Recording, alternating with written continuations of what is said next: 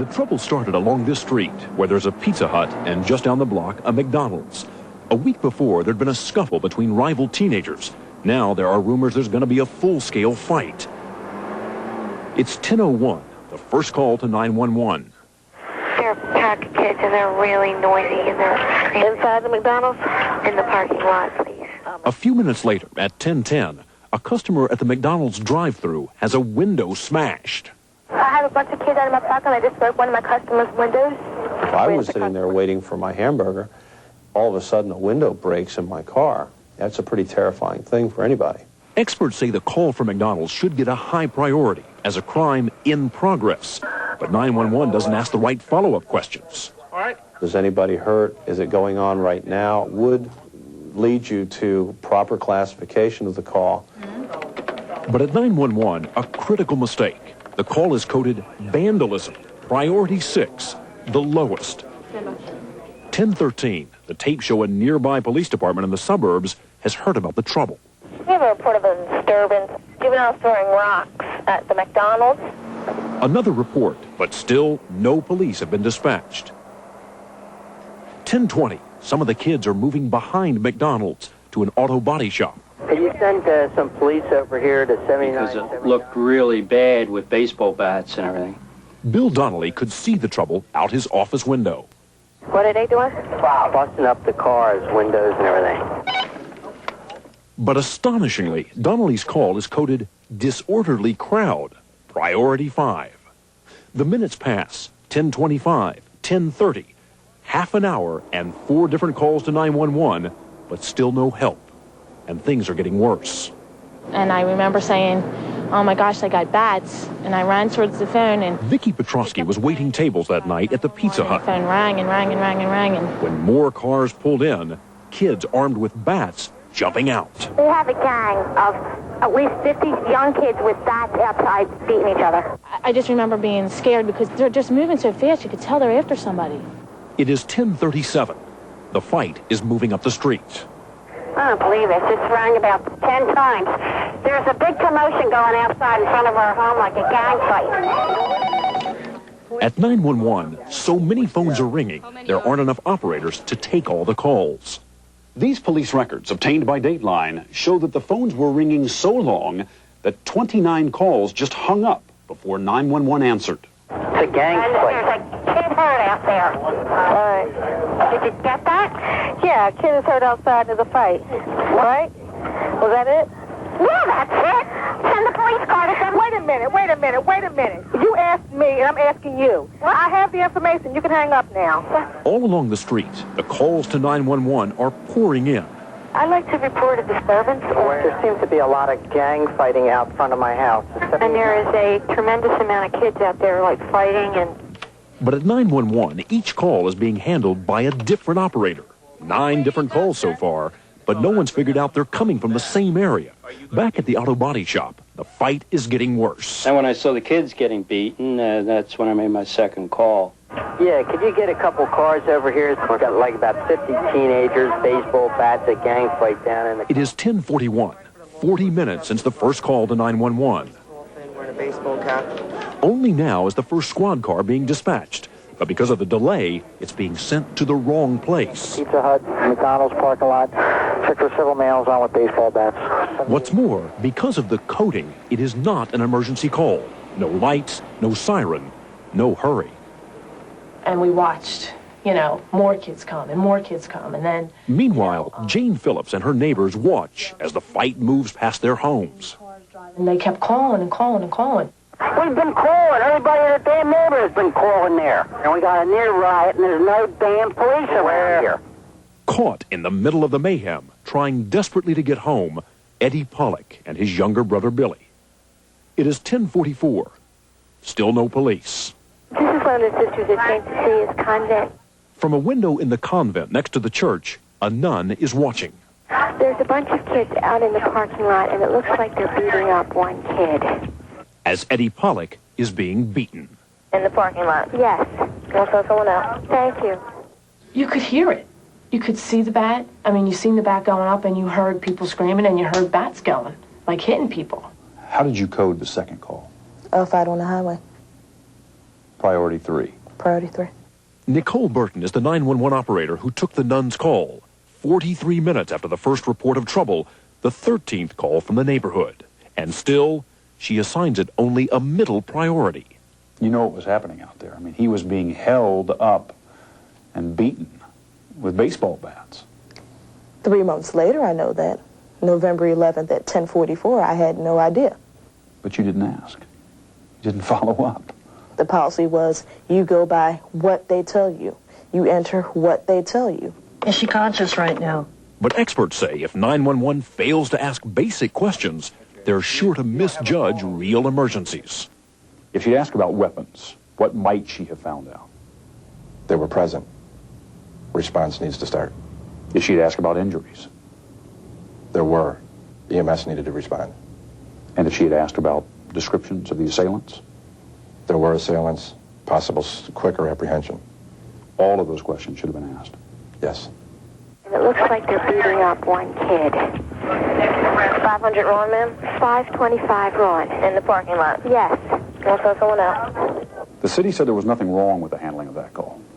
True?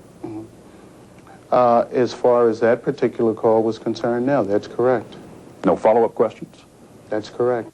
Richard Neal is Philadelphia's police commissioner, the man in charge of 911. He says his operators are trained to ask questions and are supposed to be monitored carefully when they start taking real calls. So why weren't important questions being asked when Eddie Pollack was being beaten?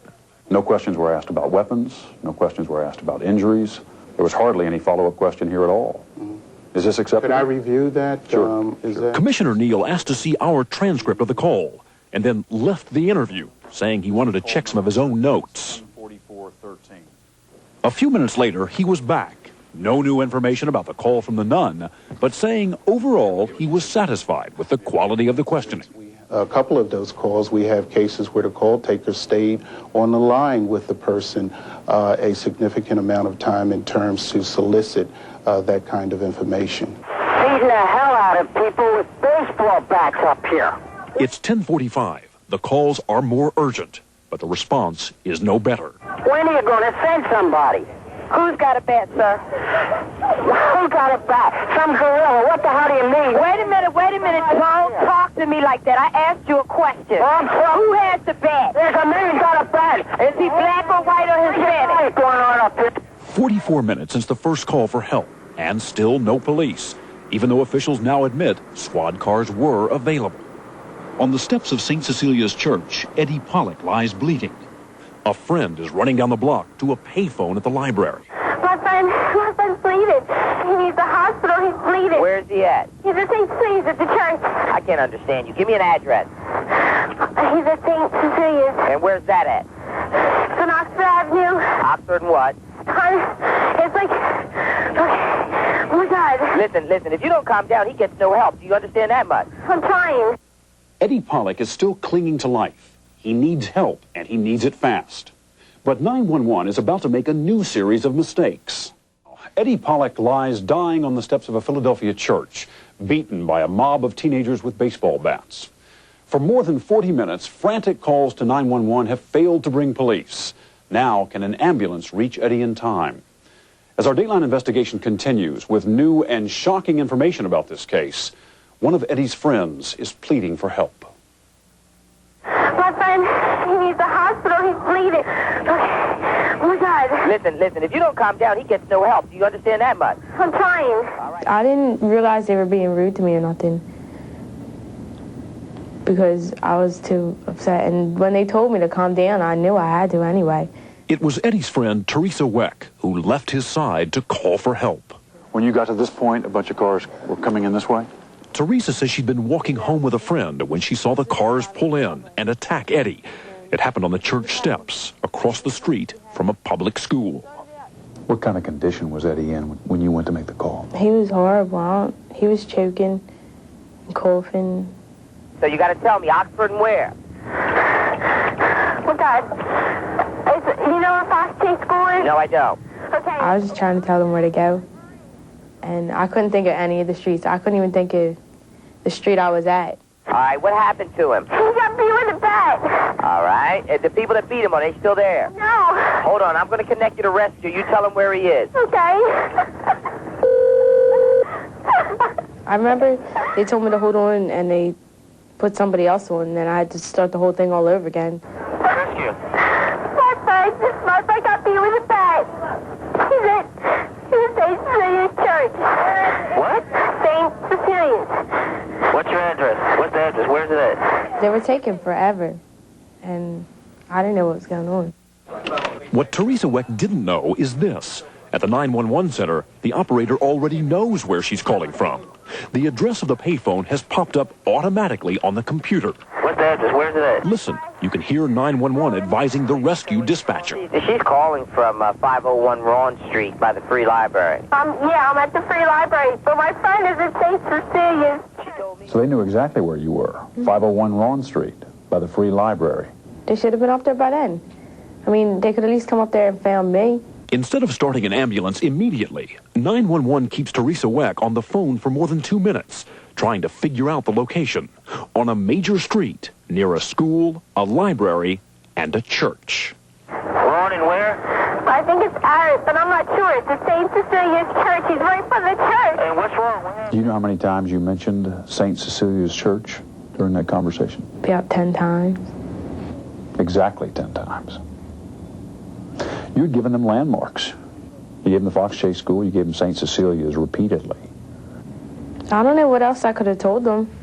Experts say there's no excuse for the delay. Within the first couple of lines of that, they have available the location of the victim. What should have happened at that point? In this case, St. Cecilia's is in the phone book. So after hearing it once or twice or 3 times, the simple act of picking up a telephone book could have located that church in a matter of seconds. Yes. But as incredible as it may seem, Dateline discovered at the 911 call center in Philadelphia, the operators don't have phone books, not even maps. So where you're sitting as a 911 operator, you don't have a map that you can consult? No, I don't. You just go on your basic knowledge. Why don't individual call takers have maps at their stations? That is one of the issues that we're looking at today in terms of maps. Okay, it's right near Ron and Eric? No, that's good, cross street. She's probably talking about Ron and Marie. In that one particular call, the operator stayed on the line and was able to pinpoint where the person was trying to direct the emergency vehicle to. It's a St. Cecilia's Church. He's right at the church.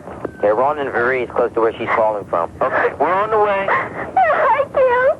It's been 2.5 minutes since Teresa dialed 911, 47 minutes since the first call that night. Only now is help being dispatched. And guess what? It's about to go to the wrong place. St. Cecilia's Church is at the corner of Ron and Ridgeway, not Ron and Varee. Because 911 didn't know the address of a Catholic church or a public school, the ambulance was being sent to the wrong address, 3 blocks away. And where was the emergency vehicle dispatched? The emergency vehicle was dispatched to the location of the church. No, it was not. Did you know that? Were you aware of that? The emergency... Went to Ron and Varee. Attention, Medic 6. Ron Street and Varee Road in front of the church. It wasn't worth me running down the phone because nothing happened from it. I shouldn't even bothered. You know, I might as well have just stayed there with them and watch them bleed to death. The untold truth is this. The ambulance that finally came for Eddie Pollack got to the right place because a police car, on its way to that old report of trouble at the Pizza Hut, was flagged down in the street, the police officer using his radio to call for help. Rescue over here at Ron and Ridgeway in front of the church. We got a kid down. Looks like he was beat up. 12 hours later, Eddie Pollack died. 7 fractures to his skull.